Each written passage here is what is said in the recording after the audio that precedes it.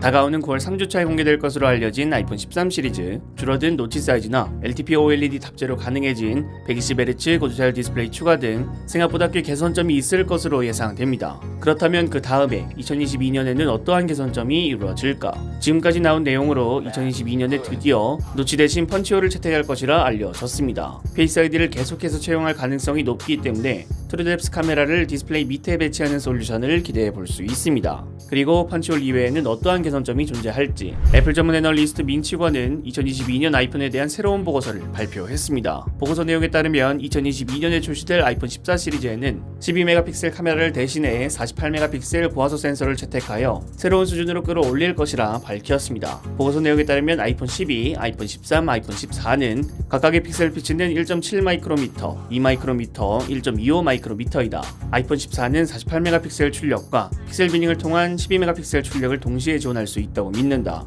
12메가픽셀 출력 시 2.5 마이크로미터로 기존 안드로이드 스마트폰보다 크다. 이러한 개선으로 아이폰의 카메라 화질을 한 단계 끌어올릴 것으로 믿는다 라고 언급했습니다. 48메가픽셀 채용으로 가능해지는 것은 8K 해상도 영상 촬영입니다. 최근에 출시되는 안드로이드 스마트폰은 고화소 센서를 채용하면서 대부분 8K 해상도 영상 촬영이 가능해졌죠. 동영상 촬영에 강점이 있는 아이폰이 8K 촬영이 가능해진다는 건 기대가 됩니다. 다만 8K 디스플레이 보급이 거의 되지 않았기 때문에 제대로 즐기기 힘들다는 건 어쩔 수가 없죠. 아니면 고화소 센서 채택 이유가 단순 영상 촬영을 위한 게 아닐 수도 있습니다. AR과 MR을 위한 최적의 해상도가 8K에서 16K. 보고서 내용에 따르면 48메가픽셀 카메라가 2022년 애플이 준비 중인 AR, MR 애플 글래스에 더 적합한 센서가 될 수 있다 언급했습니다. 단순 카메라뿐만 아니라 애플 글래스를 위한 업그레이드라 생각할 수 있습니다. 평소 아이폰의 카메라를 생각하면 고화소하는 이미지가 멀었는데 48메가픽셀 채택은 상당히 급진적인 변화입니다. 과연 펀치홀과 48메가픽셀이 같이 진행될지 기대가 되네요.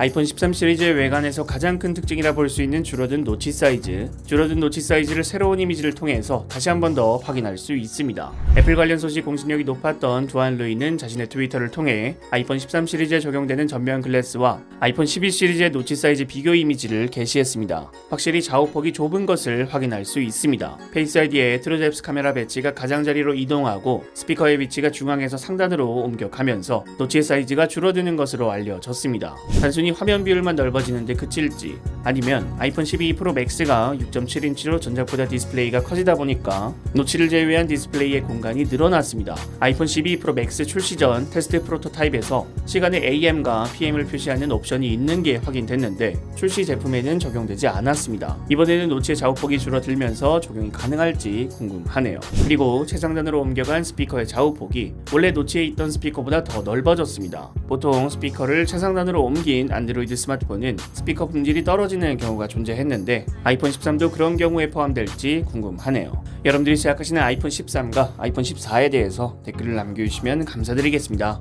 시청해주셔서 감사합니다. 지금까지 알비였습니다.